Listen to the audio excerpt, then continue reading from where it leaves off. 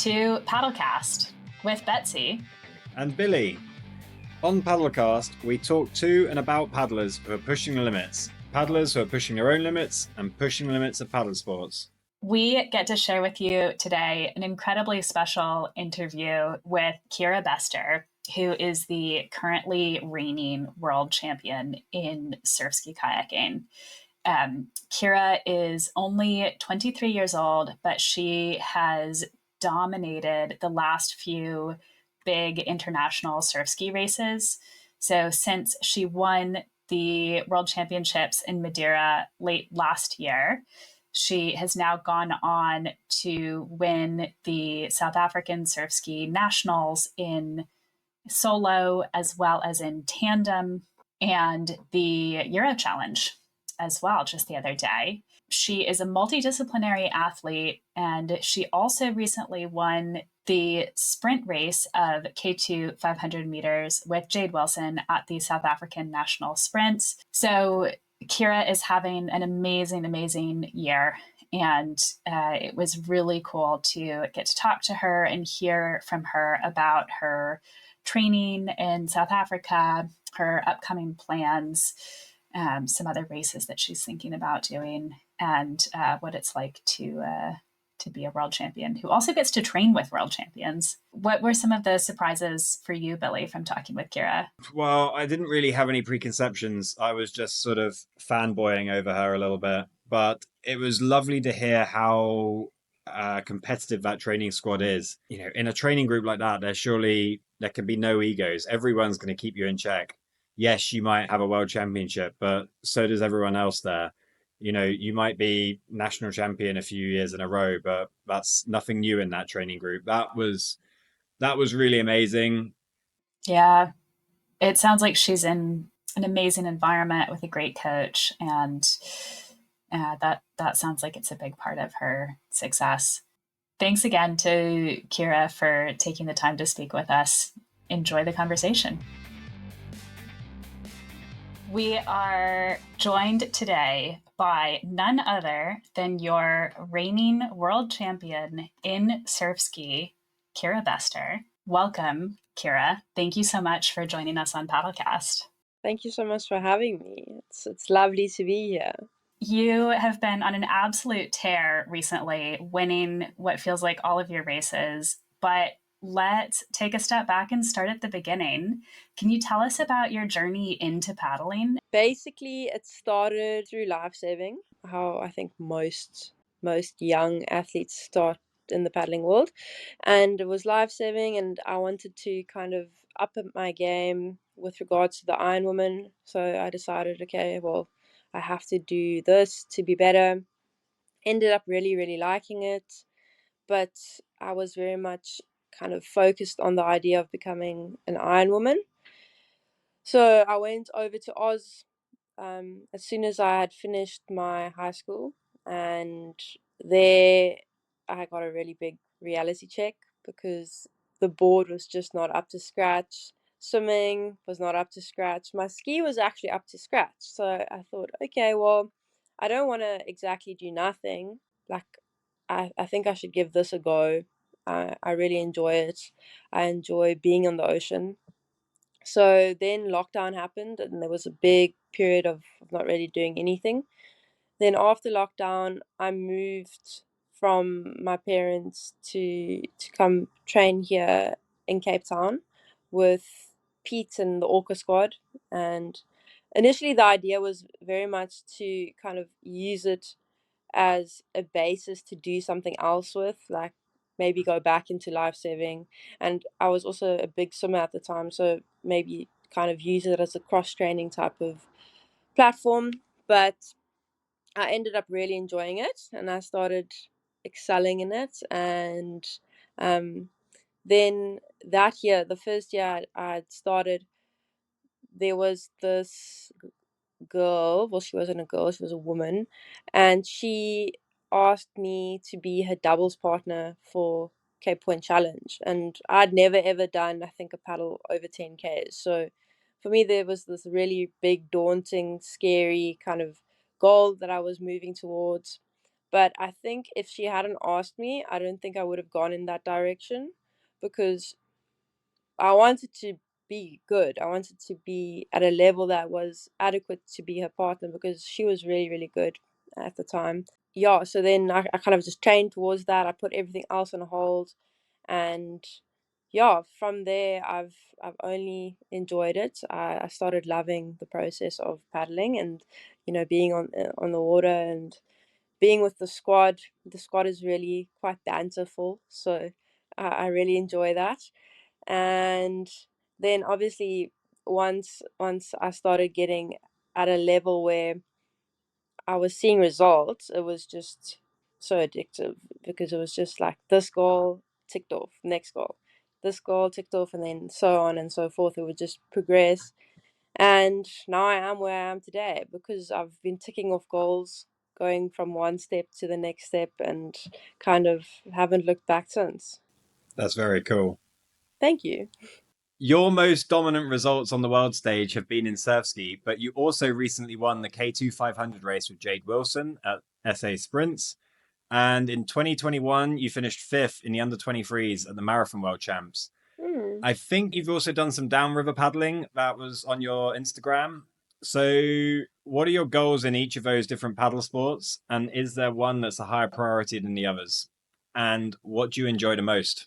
Okay, so just off the bat, surfski paddling Yeah. always tops it. It's my pride and joy in life. I think it's what keeps me sane. So definitely that tops it as the pinnacle. And then my goals for surfski is to just kind of be the best I can possibly be. Not necessarily the best in the world, but the best version of myself, and to be the fastest I can be in the water and on the ocean, in I think all conditions, especially not just like isolated conditions, because that's kind of the basis of a surf ski. You're gonna have that odd competition that's going to be into the wind or flat or whatever. So the more rounded you are, the better you are going to be in a surf ski. So that kind of ties into the idea of being the best version of yourself, because you have to then be all rounded. Then yeah, so I've now started sprinting. I've always kind of looked at it from afar and prodded it at it with a stick. I was like, oh, this is such a ugly thing. But now I'm doing it and I'm actually enjoying it. I enjoy the pain of going really fast. It's a bit addictive. And it's also very much like I was mentioning earlier, there's a step process towards it. It's not just like this big thing that you can't really puzzle out, because with sprinting, if you do this, you'll get that result, and so on and so forth. So I really like that aspect of it. And I think the goal for that is, I don't really know 100% yet, but Jade and I would like to try and maybe qualify for LA Olympics in the K2 for 500. So yeah, I think that would be the overall goal for sprints. I don't know if I'm ready to commit to it 100%, because I know that would require me to probably step away from surfski paddling like at least 2 years out, which I'm not that keen on, because as I said, it really does it helps me be who I am from a like a more emotional standpoint. I mean, like, it gives me a sense of balance, and it really does make me happy. So I don't know if I'm going to get that same type of effect from sprinting, but we'll still see. We'll see. It's a while out. I'm already training, so it's not like I'm going to have to start training from scratch. It's more about making that final decision whether I'm ready to commit to it or not.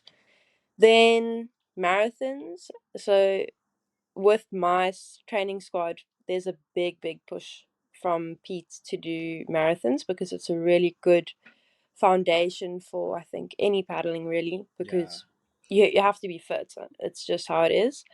And you also then learn how to ride wave, you learn how to work as a group, you learn all those dynamics that you wouldn't necessarily learn if you were just a sprinter or just a surfski paddler. So I've learned a lot from training with marathon paddlers, and training in a marathon type of base environment. I personally don't really enjoy it though. I don't enjoy the portages. I love the paddling aspect of it. I don't enjoy having to get out and then getting in and then running, and it's just like, for me it's about paddling. And I know that sounds silly because my coach always says that you're not a paddler, you're an athlete, which means you have to be all rounded, to some or other degree. But then I am a paddler. If that is what it makes me, then I unfortunately am a paddler. So I don't really have any goals when it comes to marathon paddling. It's really, really just for me to get mileage under the belt, to get good training under the belt, and to just get that racing experience in, because there's always that weird little lull between races in a surf ski. So being able to kind of tap through those lulls by doing an odd marathon race there or a river race, it really helps just to kind of keep that momentum going. So yeah, I don't have any goals for that. I use it as a pure training type of thing. And then river racing, I'm not a very big fan. Our rivers here are very, very polluted. So yeah, I just try and stay clear of them. And then the one river I did do, I was doing it in a single, a K1, and I didn't know, that you can wrap your boats and stuff. It's kind of dangerous.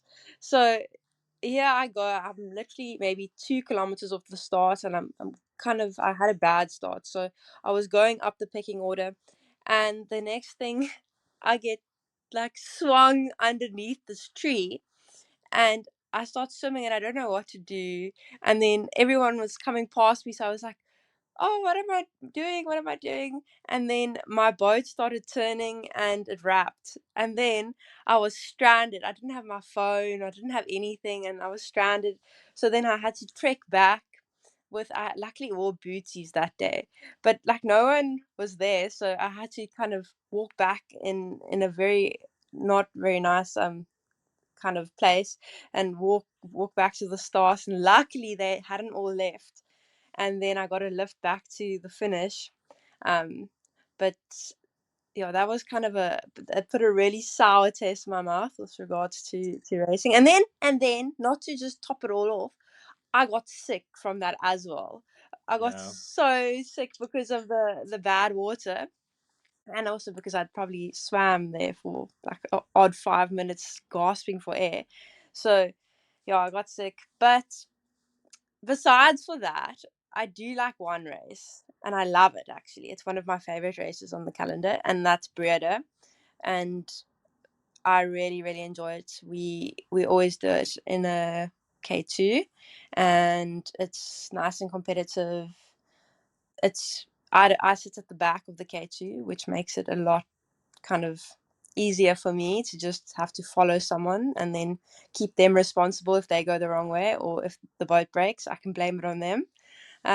Which I won't actually do, because the person I usually end up going with is one of my best friends, Milani, who I just did freedom paddle with. So you flip between the K1 for 500 and the Surfski. I also go between K1s and Surfski to a very different standard, but I very much struggle if I've been in one boat more than the other. I find it really difficult. How do you manage So you mean the transitioning back and difference forth between the between them? boats? Yeah, transitioning back between the boats.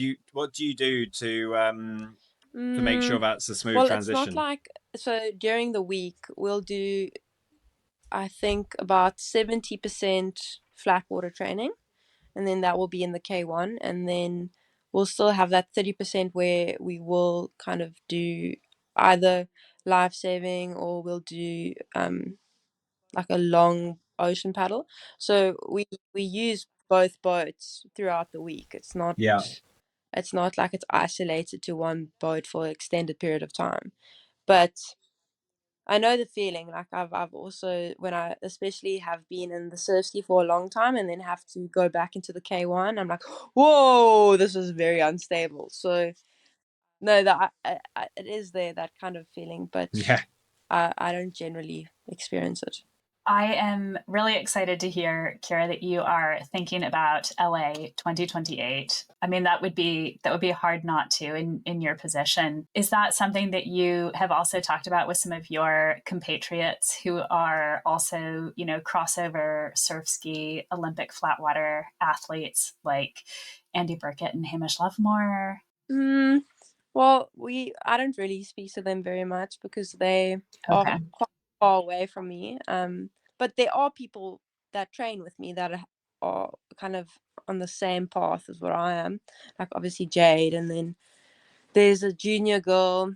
Well, she's not a junior anymore. She's under 23 now. Georgia Singe. Yeah. She's also wanting to do that. Saskia Hockley's wanting to do that.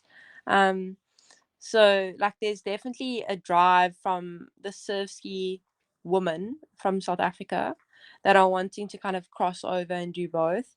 We're thinking of maybe making a K4, the four of us, and then qualifying another boat like that, because then maybe Saskia and Georgia can go together and I can go with Jade, and then all four of us can go together as the K4. So yeah, but we don't really talk to, well, I personally don't really talk to anyone else. Like I'm very much in my own little world with regards to training, because I get up, I train, and I see the people around me, and like I just don't have the energy to really kind of extend my communication. Yeah, we all kind of have the same idea. It's a good environment to kind of get really good results, because I think having a competitive environment really does keep you accountable, and it pushes you to really have to give your all at every single session. And hopefully through that environment, it's going to allow us to all achieve whatever goal we want, out of the sprinting area. Oh, that's really exciting. That's going to be a fast K4, I think. I think it will be. It depends, though. It depends, because we have quite a few really strong personalities in the boat, and that might be the only issue. If we can all kind of put that aside, then definitely we definitely have a very strong boat. Yeah, look forward to seeing that. You'll start seeing it hopefully next year when Saskia's moved down. Then I think we'll actually start competing internationally as well as a K4, hopefully. Are you and Jade going to do any Sprint World Cups? No, not this year. So this year we focusing more on surf ski, Yeah. because it's here. And then I think next year we'll start going. It's also neither of us are ready really to go onto the international circuit yet. I think our times are well off. So Yeah, okay. we need to do some technique training. We need to kind of get stronger in the gym. We've started really good gym this year. So it's been very beneficial.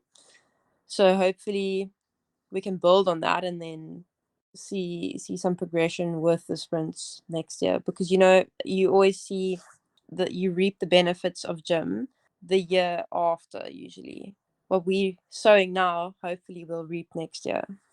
I was just about to restart gym, but now you're making me think if I'm not going to reap the benefits from it anytime soon, I might not start. So you just put me off. But no, that is interesting, and I agree. Yeah, if you do gym over winter and then towards the end of the next summer, I used to find that it would pay off. So yeah, no, that's really interesting.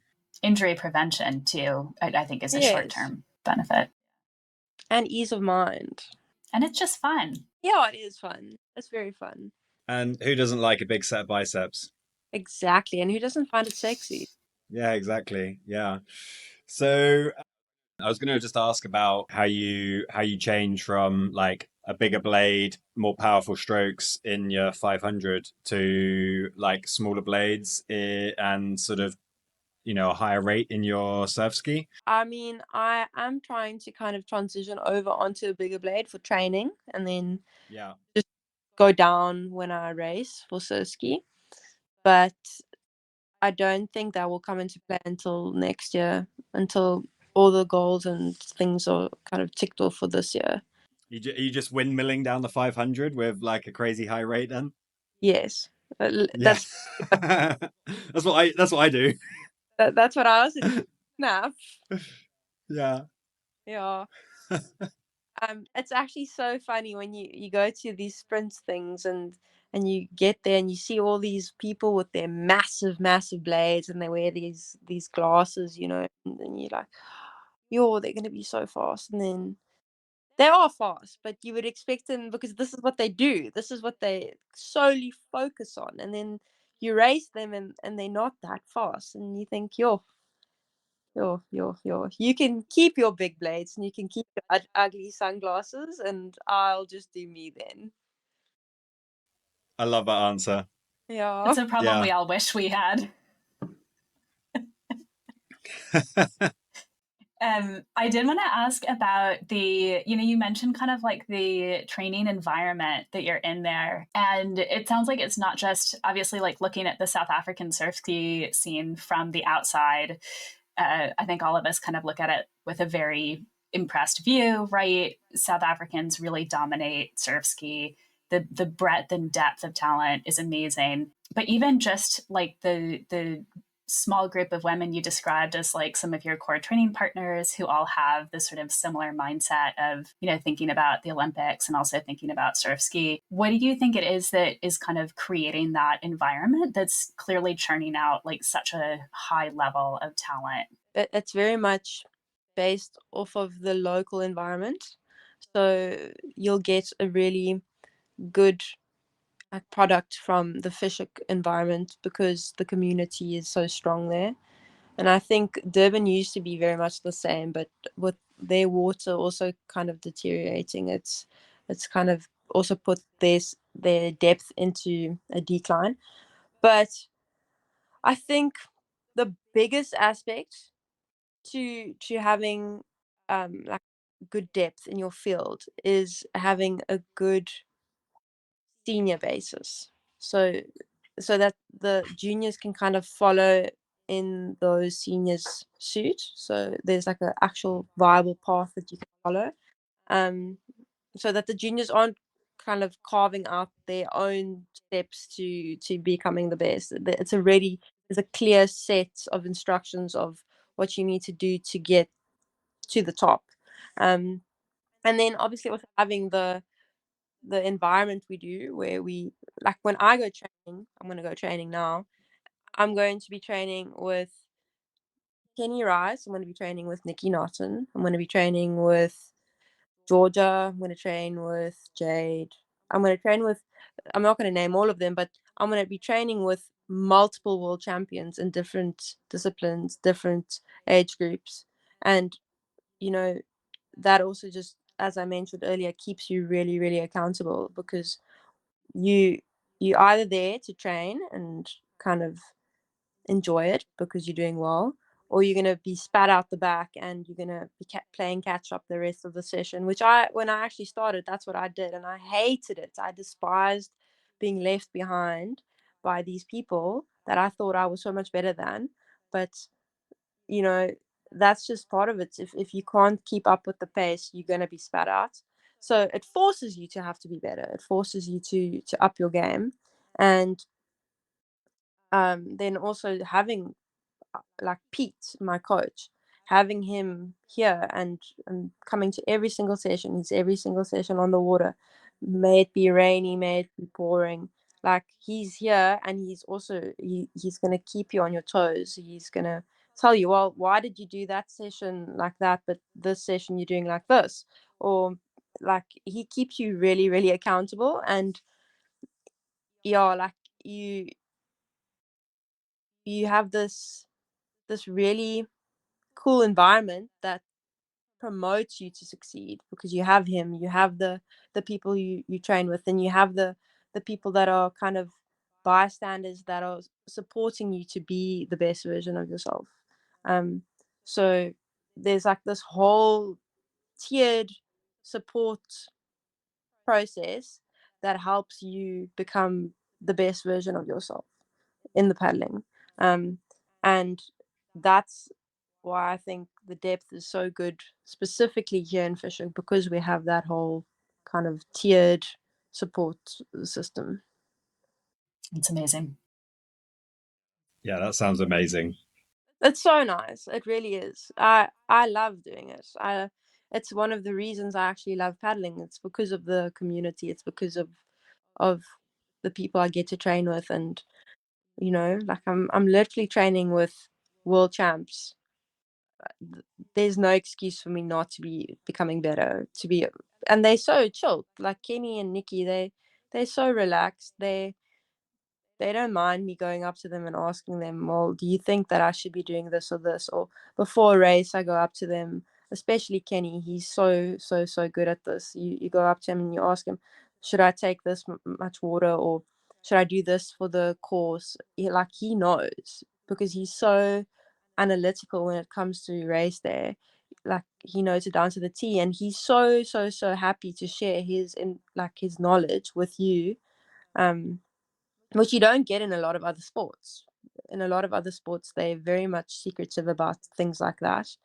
So that's really special and unique about the sport, I think.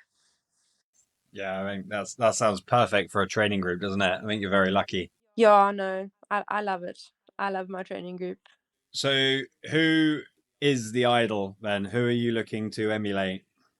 No one here. Probably Jemma Smith. Yeah. Jemma has always been like, I've always kind of put her on a pedestal to like strive to be as good as what she is. I think Danny's also phenomenal. Danielle Mckenzie. She's so, so, so strong. And she's a perfect example of someone that kind of crossed over into the sprinting, and now she's back again. That really created a lot of hope for me personally, to think that I could also cross over to sprinting and then come back again. It's not like the end of my paddling career if I do sprints. It's just like a short time. But definitely Jemma. I don't think I idolize Danny, because I think she's so funny. Like, she's so funny. When you speak to her, she's hilarious. And I can't idolize someone that I feel like they're my friend. Like, we've already surpassed that barrier of you there and I'm here. Like, she's already a friend to me, and I really do think she's a phenomenal paddler, though. But it's like, she's already a friend of mine, and we make jokes with each other, and we're competitive, and it's like more of a informal kind of relationship. Whereas with Jemma and when I see Jemma, like, it's like a very thought out approach for me. Like, I'm like, oh, hello, I'm Kira, and I really, like, it's not that, there's a lot more confidence with me and Danny. So yeah, definitely Jemma.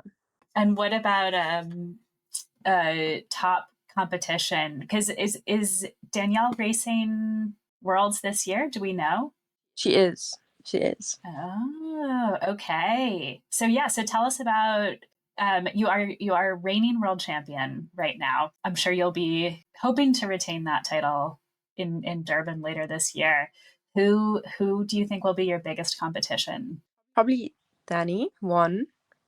If Jemma comes, Jemma, but I don't think she'll come. Definitely Michelle, because it's Michelle's home ground, and you get such a big advantage from knowing the course, especially on the level that she knows that course. So yeah, I think those three people definitely. But I don't, like I said, I don't think Jemma is coming. I hope she's coming. I really do. Otherwise, it would be Danny and Michelle. And I also think that Michelle has, like, for Michelle, this is her last chance of becoming the world champion, because she's come second so many times, and like so close so many times, that this is her home ground, and this is like the last chance that she has to really prove a point that she is the world champion. And yeah, it's one of her last chances of kind of putting her name in the history books. Yeah, so she might have some extra fire in her. and she's so strong, and she's so good at downwinding. Yeah, she's gonna be a brutal competitor, I think. Her and Danny. What about Anna Swetish, who's also maybe around your age from the US? If she does come, she again is also very, very strong, especially in the downwinding section. She's a beast when it comes to downwinding, but I don't know whether she's coming or not.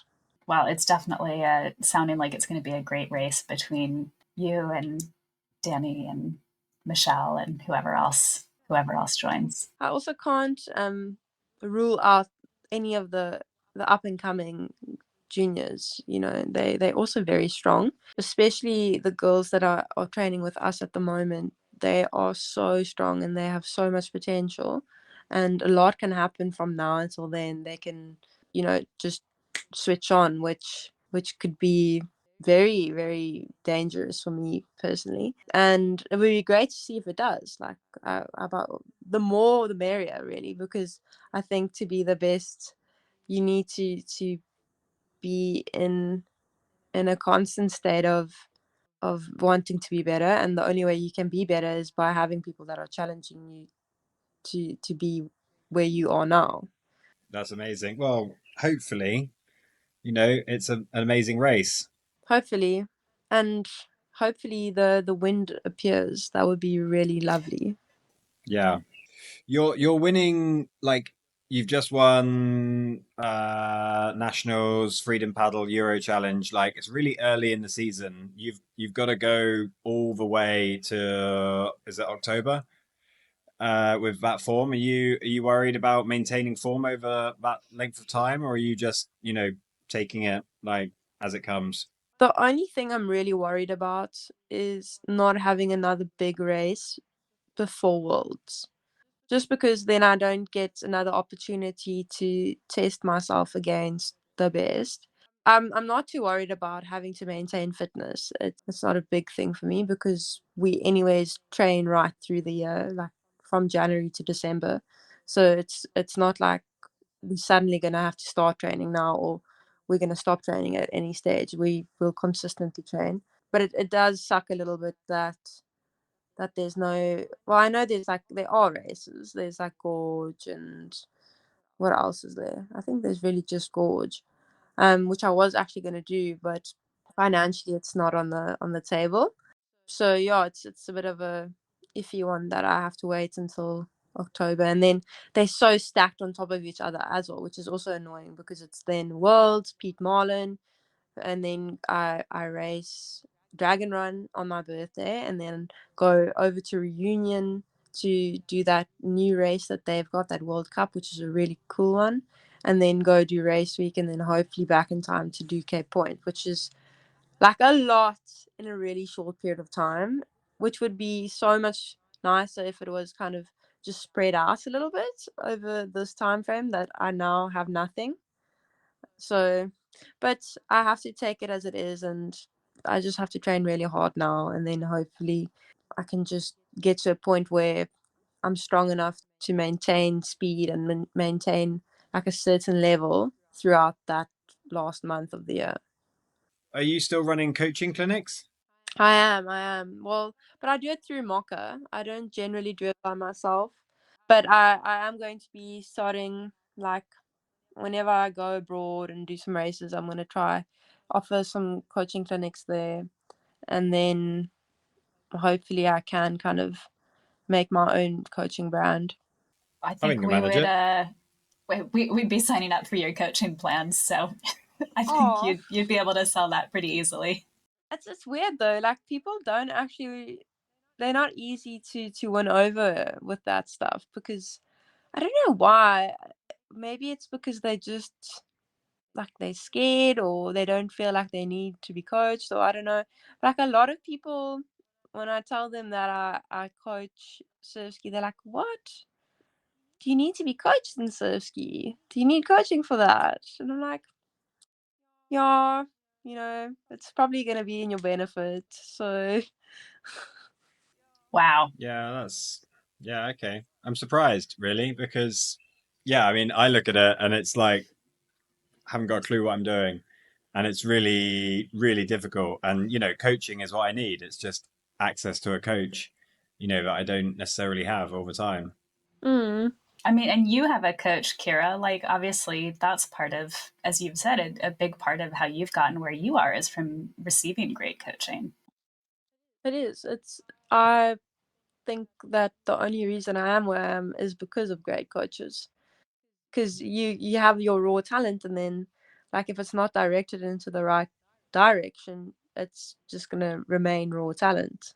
And it's also, you Yeah. always want that outside opinion. You always want someone to look at you and say, okay, you need to work on this, and you're not going to do that yourself. You're not going to be as critical as someone else is going to be, like paddling right next to you, and the purpose of them being there is to kind of see the flaws in whatever you're trying to improve. But I mean, each to their own. If you as a person don't feel you need it, then that's also okay. Like, I can't do anything about it. Yeah. Are you running late for training? I do need to go, unfortunately. Thank you so much, Kira, for joining us. We know you've got to jump and head off to your training, which you do a lot of, but it has been an absolute pleasure getting the chance to speak with you. Is there anything else that you want to add that listeners should know about you before you sign off? Yeah, thank you so much for having me again. And I think I just want to say thank you to all my sponsors that help me do what I do. So people like Ed from Velocity Trade, Carbonology, Mocha, Orka, Berry World. They all support me and they all back me to the most full extent on my lows and my highs. And I think all people need that support system. It's my coach. Yeah, all good. You guys want to see my coach? Sure. Yeah. Oh, wait, I need my paddles. Just give me a second. And my coach is having to give me a lift. You can see him now. You can see his grumpy face. Pete, you're on a podcast. Say hello to the UK people. Hello. Sorry we made Kira late. We really appreciate her coming on the podcast. You see, they want to say hello to you. There he is. Fetching my problem child. Yeah. Well, she's doing okay for a problem child. Yeah, see. Yeah. So that's Pete. Hi. He's the one that coaches me. This is his son, Jared. Okay, well, thanks so much, guys. Thanks, No, Kira. have a good session. Thank you. Bye. Bye. Cheers. That was a great chat with Kira. Yeah, I really enjoyed it. I am, if anything, even more excited for tuning in to Durban later this year, where Kira is going to be matching up against Michelle Byrne again. So another South African who Kira thinks that she's, got some extra fire in her, one of her last chances to be the world champion. And we'll see how that goes, as well as Danielle Mckenzie coming over from New Zealand. I think that's going to be a really great race. Danielle is an incredible paddler. Danielle Mckenzie, now Danielle Richards. Danielle was the ocean ski world champion in 2019, 5 times New Zealand Ironwoman champion. She qualified a K2 with Amy Fisher, the top sprint paddler from New Zealand, when she switched over from surf ski to sprint kayak for a while before switching back, which is what Kira was referencing. I was amazed at how driven she is. Yeah, she's super driven. And I think by the time we hear from world champions, it's often, it's when they're at the top of their game. And so we don't typically hear from them about what it was like before they reached that point. And so I think to hear from Kira about, when she was first kind of getting into surf ski and taking kayaking really seriously and joining those training sessions with world champions like Kenny Rice, and just getting left behind. Like it's not like she started this and was fast immediately. She obviously had some natural talent for it that she found through the surf lifesaving, but yeah, I mean, there's nothing like getting repeatedly left behind during your training sessions to kind of motivate you to level it up. Or I guess, I think some people face that and they're like, you know what, maybe this isn't for me. And then, someone like Kira goes through that and she's like, I'm tired of getting left behind, so I'm just going to get faster. Yeah, she's done it.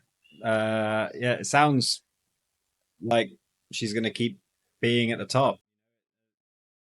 Yeah, I can't wait to follow the rest of the Surfski season, and in particular that big competition in Durban. I couldn't predict who's going to win, but I think it's going to make for some really, really good racing to watch. So until then, see you on the water. See you on the water, everyone.